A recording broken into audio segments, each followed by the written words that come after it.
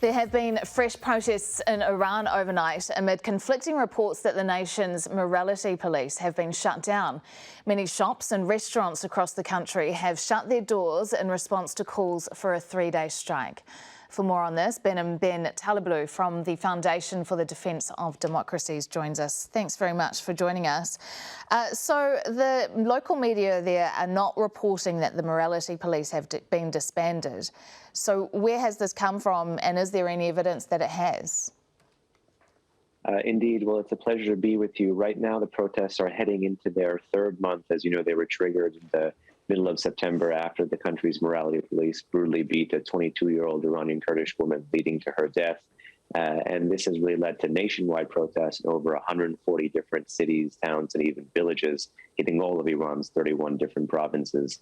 And in this instance, there have been calls for strikes to amplify street power. But against all of this pressure from the street against the state has met these protesters with a pretty harsh crackdown. Over 400 killed that are reported. I'm sure the number is much higher.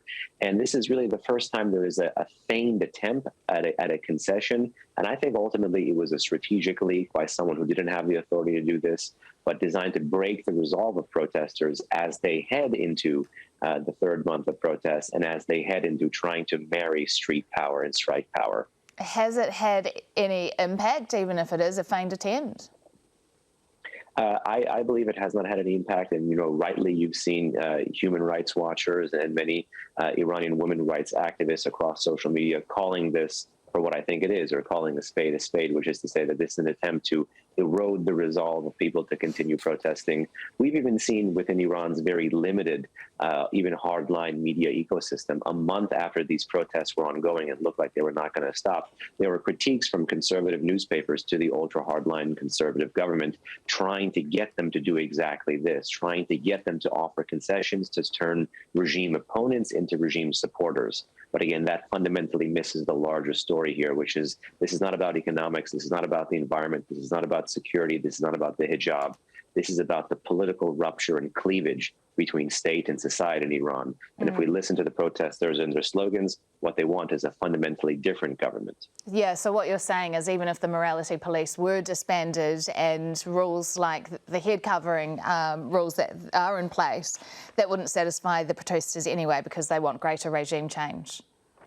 Indeed, you know, it may be a ploy, potentially even if the ultra-hardline military establishment known as the Islamic Revolutionary Guard Corps, which is a designated foreign terrorist organization, if they remain at the helm and the country's octogenarian supreme leader does pass, you might see attempts by them to try to make de jure but not de facto changes on the ground inside Iran to try to win over some of these protesters. But listen, so long as that chasm is there and you have a post-revolutionary society and a revolutionary regime, you're going to have much more greater instability in Iran and more street protests. We've got Student Day in Iran coming up this week, and the president is expected to speak at a university in Tehran, I understand. How is that likely to be received?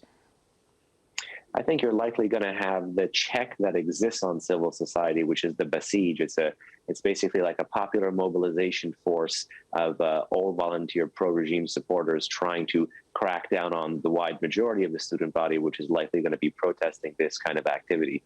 We mentioned that there have been over 140 different cities, towns, and villages protesting. Well, there have been over 150 different universities, college, and even institutions of education like high schools shut down and protesting across the country as well. So students have been a critical part of these protests from the street against the state and are likely to continue to be a critical part. Is the economic situation there as much as a crisis that the protesters are on the streets for? The sanctions against Iran, both for these repressive policies, but also for providing weapons to Ukraine, are they beginning to bite the economy?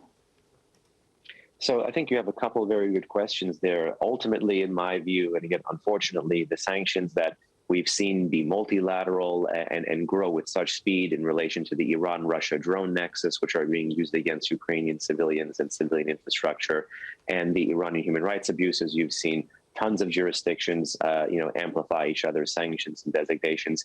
In my view, that is a great start, but it is not enough, and it's not going to bite, because so long as the governments that are issuing these sanctions have at the core or the center of their policy resurrection of that 2015 nuclear deal known as the Joint Comprehensive Plan of Action, the internal engine for domestic repression and the external engine for foreign aggression, which remains the Islamic Revolutionary Guard Corps, will get a boon, and that'll clip the wing of the protesters in the short to medium term. So long as the West, and in particular these jurisdictions, which are doing the right things and saying the right things on the non-nuclear front, don't fundamentally change their nuclear policy towards Iran, Western policy is going to be somewhat ham-handed in failure to align words and deeds. Foundation of the Defence of Democracy's Senior Fellow, Behnam Taleblu, thanks very much for your time this morning.